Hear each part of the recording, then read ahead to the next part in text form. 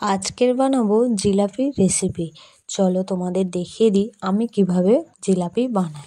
একটা পাত্রে পরিমাণ মতো ময়দা নিয়ে নিলাম, তারপরে একটু লবণ নিয়ে নিলাম, নিয়ে এটাকে ভালো করে মিক্সড করে নিলাম। অল্প অল্প করে জল দিয়ে এটাকে মিক্সড করতে হবে, ভালো করে ব্যাটারটাকে মেখে নিতে হবে। খুব বেশি পাতলা হলেও চলবে না, খুব বেশি মোটা হলেও চলবে না।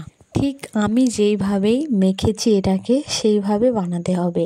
তারপর জিলাপিটাকে ছাড়ার জন্য আমি নিয়েছি একটা বোতলের মুখটা ভালো করে পুড়িয়ে নিয়ে বিট করে নিয়েছি। তোমরা চাইলে গ্লাস নিতে পারো বা ক্রন নিতে পারো। তারপর মিষ্টি রস করার জন্য একটা পাত্রে চিনি নিয়ে নিলাম, চিনিটাকে গলিয়ে নিলাম। তারপর কালার দেওয়ার জন্য আগে থেকেই একটা পাত্রে কেশর ভিজিয়ে রেখেছিলাম, সেটা দিয়ে দিলাম। চিনিটা ভালো করে গলে যাওয়ার পর ভালো করে ফুটিয়ে নিতে হবে। তারপর দিয়েছি কড়াইতে সাদা তেল। তার পরের প্রসেসটা তো তোমরা ভালো করেই জানো, এটাকে পেঁচিয়ে পেঁচিয়ে জিলিপির আকার দিতে হবে।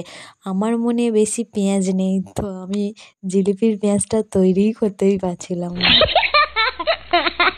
তো যাই হোক, একে একে এগুলোকে বানিয়ে ফেলতে হবে। জিলাপি যতক্ষণ হচ্ছে তোমরা কমেন্ট করো কার কার মিষ্টি পছন্দ আর কার কার জিলাপি পছন্দ। আমাদের বাড়িতে তো মিষ্টি কেউ পছন্দই করে না, কিন্তু জিলাপি আনলে সবই কখন যে শেষ হয়ে যায় কেউ টেরই পায় না। একে একে সবগুলোকে ভেজে নিয়ে আমি চিনির তৈরি রসে ডুবিয়ে দিলাম। ভিডিওটি ভালো লাগলে লাইক করো, আর হ্যাঁ, না ভালো লাগলেও লাইক করে যেতে হবে কিন্তু।